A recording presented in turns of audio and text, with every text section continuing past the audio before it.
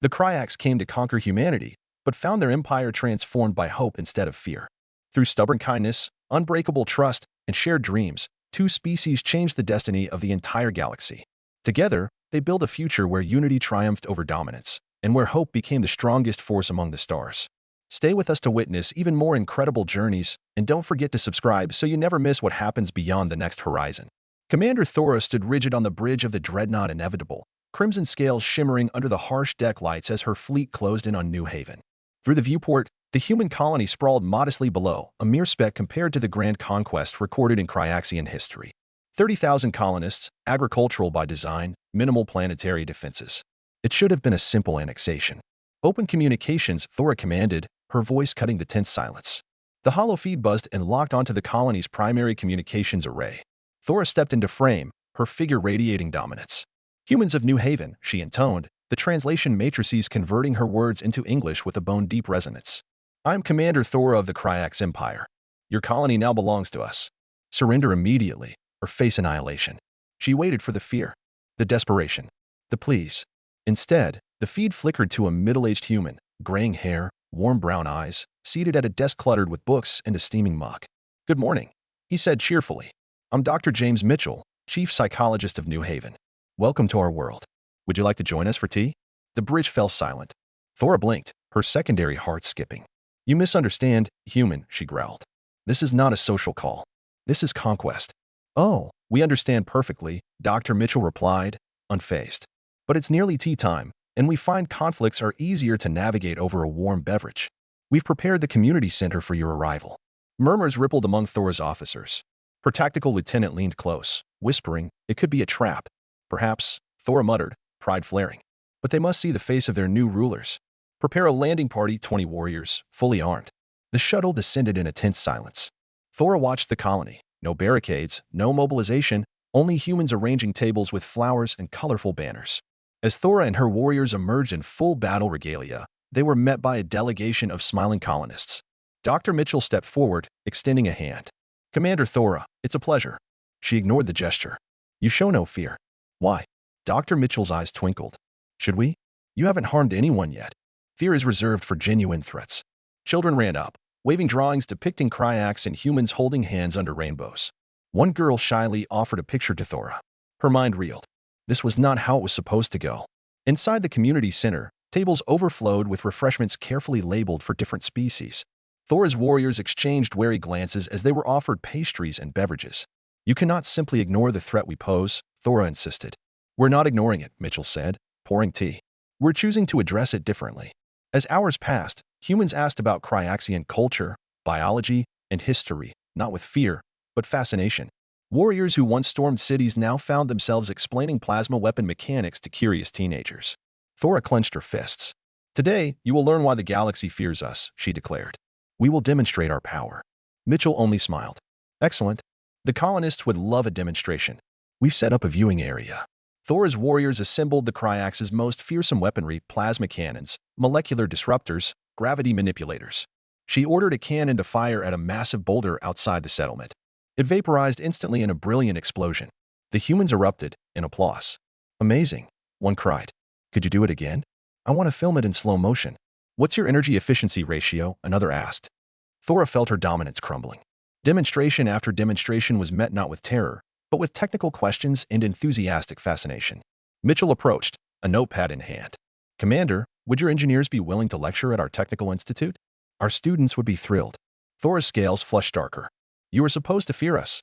Mitchell's expression softened. "Commander, humanity has faced extinction, wars, plagues, disasters. We've learned that fear doesn't save us. Adaptation does. Curiosity does." An elderly woman stepped forward. "Fear didn't save us during the Europa disaster," she said. "Cooperation did." Thora stood frozen. The psychological strategy became clear. They weren't fighting her. They were transforming her. She retired to her quarters that night, reviewing reports. Her warriors were sharing meals with humans, helping repair infrastructure, teaching martial arts in exchange for music lessons. And none of them spoke of conquest anymore. Dr. Mitchell visited, offering tea once more. "You look troubled," he observed. Thora showed him the transmission from High Command, complete subjugation of New Haven. "Proceed to next target. No delays." "You're changing us," she admitted, without firing a shot. "Maybe," Mitchell said gently. Or maybe you're discovering something that was always there. Against all precedent, Thora transmitted an invitation to Kryax's High Command, urging them to witness New Haven firsthand.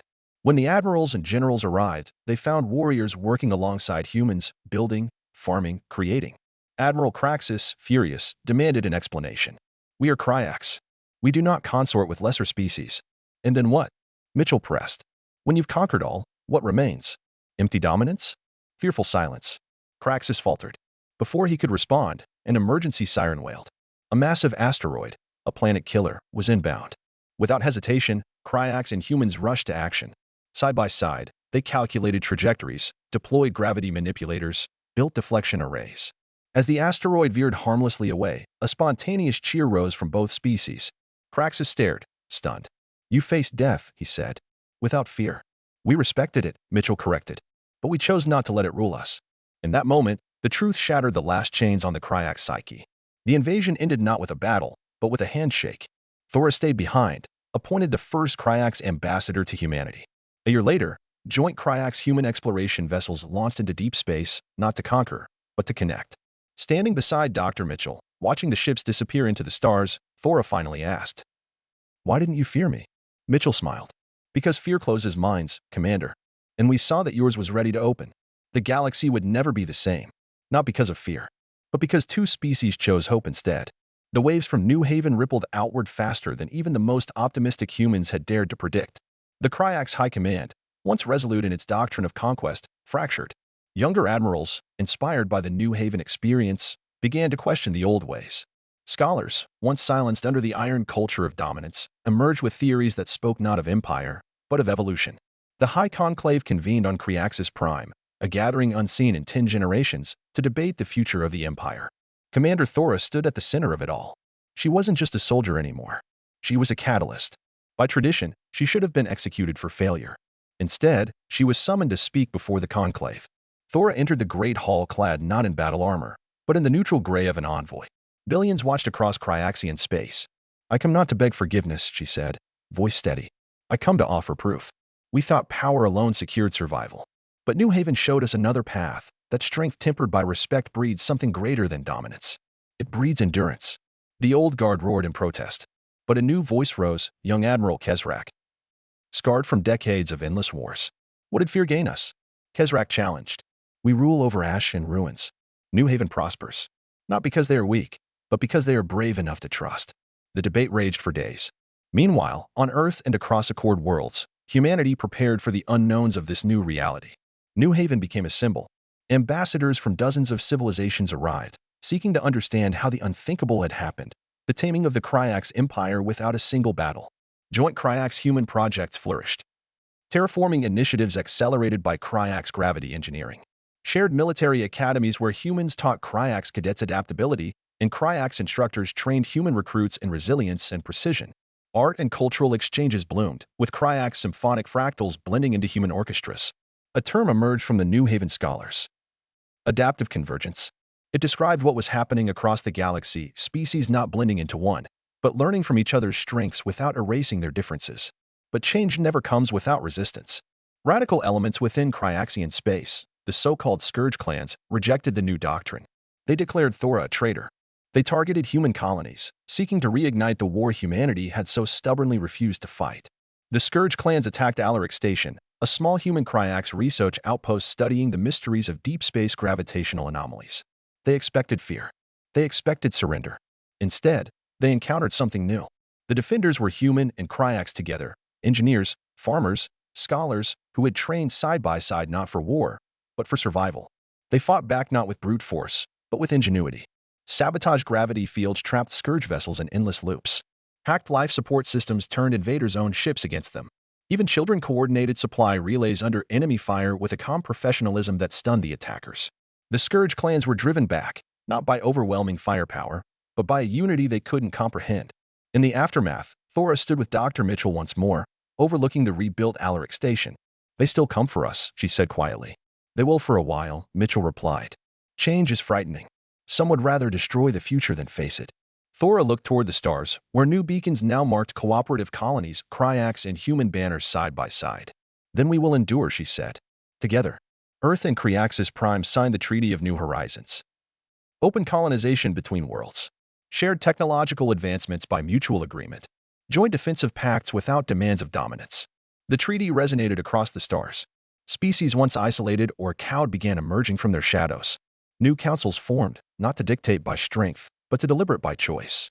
The galaxy entered an age not of perfect peace, but of dynamic coexistence. An age seeded not by overwhelming force, but by tea shared over cautious conversations, by refusal to yield to fear, and by the stubborn hope that even the fiercest conquerors could become protectors if only given the chance. As Thora and Mitchell stood together under the twin moons of New Haven, watching the launch of the first Kryax human exploratory vessel toward the uncharted void, Thora spoke the words that would echo across generations. "We came here to conquer. We stayed to learn. And now we go forth to build." The exploratory vessel Unity's promise drifted beyond the outermost charts, its Kryax human crew peering into the unmarked dark. Their mission was simple in statement, impossible in ambition. Find new worlds. Make new friends. Prove, again and again, that strength and compassion could walk side by side. They called it Project Horizon. Captain Thora, no longer commander, now an explorer by choice, led the expedition personally, with Dr. James Mitchell as the chief cultural liaison. The early voyages were filled with triumphs. On the verdant world of Velmora, 9, they helped a pre-FTL species avert ecological collapse without violating cultural sovereignty. On the frozen moons of Cinderbelt, they negotiated passage through ancient relic networks controlled by semi-sentient machines. Every success rippled back to the Accord. Every success whispered a new story to the galaxy. There is another way. But not all encounters ended in celebration. At the dead world of Arcanith, they found ruins of a civilization that had fought itself to extinction, driven by paranoia and fear. In the spectral corridors of abandoned cities, they saw holograms of leaders preaching dominance over cooperation, security over freedom, until nothing remained but ash and regrets. The message was clear. Victory was not permanent. It had to be earned, again and again, with every generation, every choice. Then came the encounter at Sector Theta, 112. The Unity's promise detected a massive structure orbiting a dying white dwarf, a latticework of metal and dark matter spanning thousands of kilometers. No life signs, no communications, but undeniable energy readings. An ancient ark, the last refuge of the Darvani, a species thought extinct since the first scattering. They had survived, barely, inside simulation pods, their bodies long withered, their minds preserved in crumbling networks. When Thora's team made contact, they found minds driven mad by millennia of isolation. The Darvani didn't see Kryax or humans as saviors. They saw them as invaders. Within hours, security fields activated. Automated defense systems targeted the Unity's promise. Virus-like data assaults tore through ship systems. Thora faced her first real test as a peacemaker under fire. "Return fire," barked her Kryax tactical officer. "No," Thora said, steel in her voice. "We hold." Mitchell worked feverishly alongside Kryax techs, crafting a communication bridge not through language, but through memory resonance. They broadcast not words, but experiences. The first handshake between Kryax and human. The rebuilding of New Haven. The laughter of a Kryax child playing with a human drone. The joining of old enemies under a new sun. The Darvani networks hesitated, flickered, and finally answered, not in words, in tears, streams of data memories flooding into Unity's promise, desperate and mournful. The Darvani had forgotten hope, forgotten trust, but they recognized it when they saw it. A truce was declared. The Accord dispatched specialists to restore the Orcs' failing systems. The Darvani were offered a place among the living galaxy once more. It wasn't easy. Centuries of pain didn't fade overnight. But it began, and so did something else. The story of Unity's promise spread. Worlds beyond even Accord influence, once isolationist, once terrified, sent envoys. The Kryax-Human alliance was no longer a curiosity. It was a beacon, but new threats stirred. Not everyone welcomed the new age. Pirate cartels, fearful of losing their power, allied with rogue factions still clinging to old Kryaxian supremacist ideologies. Whispers of a crimson rebirth movement grew. They spoke of returning to the old ways, of fear, of dominance, of endless conquest. And they had weapons salvaged from the Croth Wars.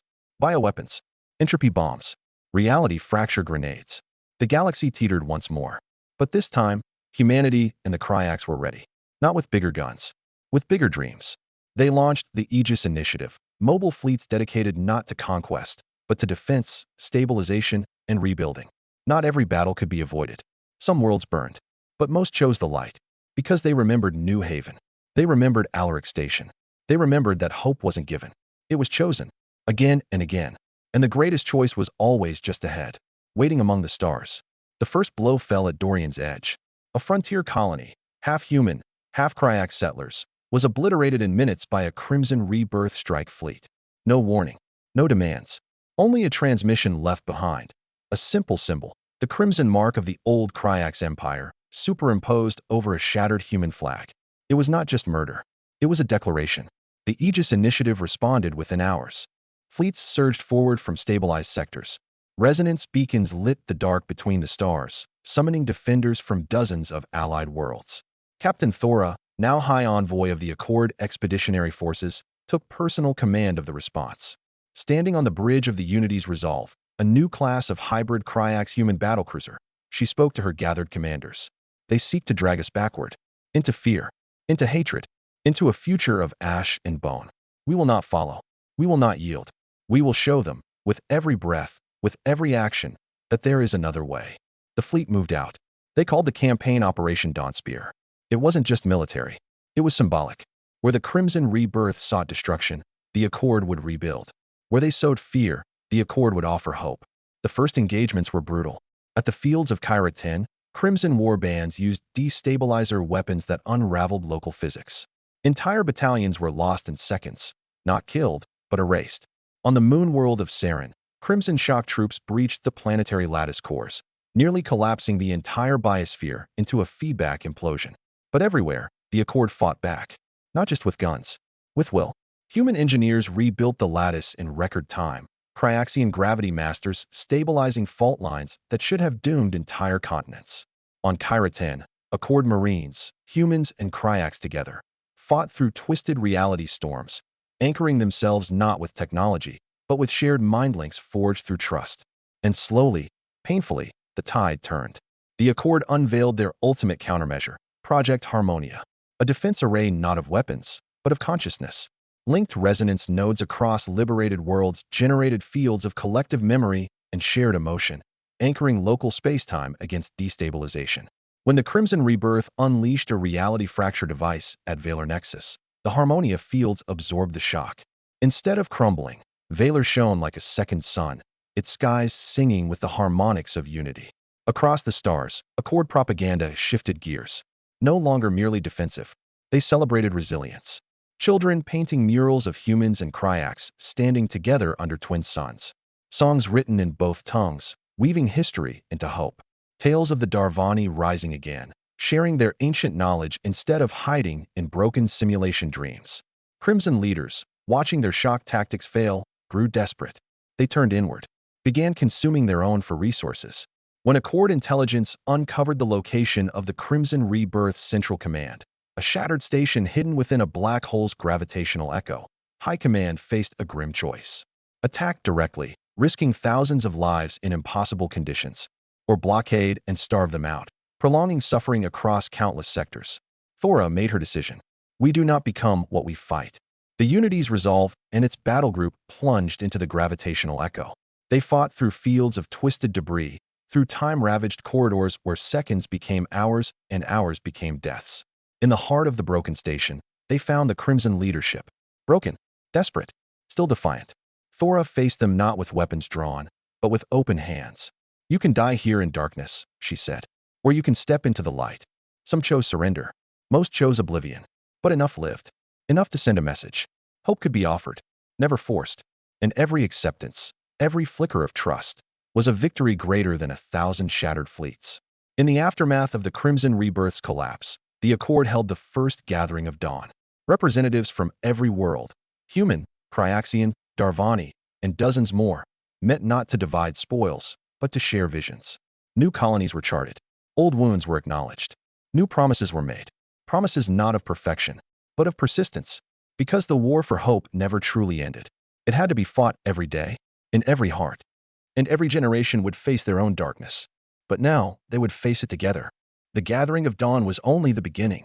In the decades that followed, the Accord grew from a fragile coalition into something no species had ever built before. A living, evolving network of civilizations bound not by fear, but by shared memory, respect, and choice. They called it the Celestial Accord. Human historians argued over the name at first. Celestial sounded grandiose, lofty. But the Kryax elders understood it wasn't about being perfect. It was about reaching for the stars not to dominate them, but to belong to them. Under the Accord's Charter of Horizons, new principles were etched into the foundation of galactic law. Freedom without fear. No species could be forced into submission through military, economic, or psychological means. Memory as legacy. Every civilization's history, even its darkest chapters, must be preserved, so future generations would never forget. Unity in difference. Convergence without erasure. Cooperation without assimilation. It wasn't easy. Factions still argued. Some worlds struggled to shed old habits of distrust. But the momentum was unstoppable. Joint academies flourished. New cities rose, their architecture blending human pragmatism, Kryaxian fluidity, and Darvani dreamtech into breathtaking monuments. Trade routes expanded beyond the Perseus reach, connecting systems once thought unreachable. Exploration fleets pushed past the old void barriers, where even light hesitated to tread. And for the first time in millennia, new voices, the forgotten, the isolated, the afraid, stepped into the galactic conversation. At the heart of it all stood New Haven. The once small colony, now the Accord's symbolic capital, was home to the Hall of Memory, a living archive woven from human and Kryaxian technology. Visitors didn't just walk through history. They felt it. The terror of the first Kryax dreadnought descending on New Haven. The stubborn cheerfulness of Dr. Mitchell offering tea under threat of annihilation. The desperate unity that deflected a planet-killer asteroid. The first handshake that changed the fate of 2 species and the galaxy beyond. Children of 100 worlds grew up hearing these stories, not as myths, but as living truth. Yet even in peace, new challenges rose.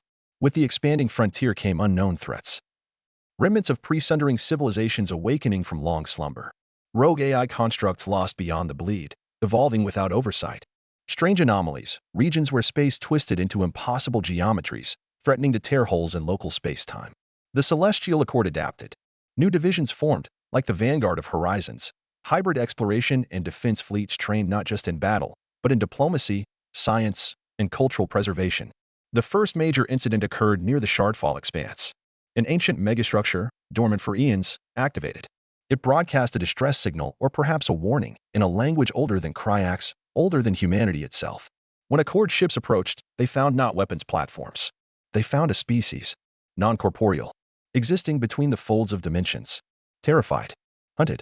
By what? They did not know. But the message was clear. Not all threats are born of malice.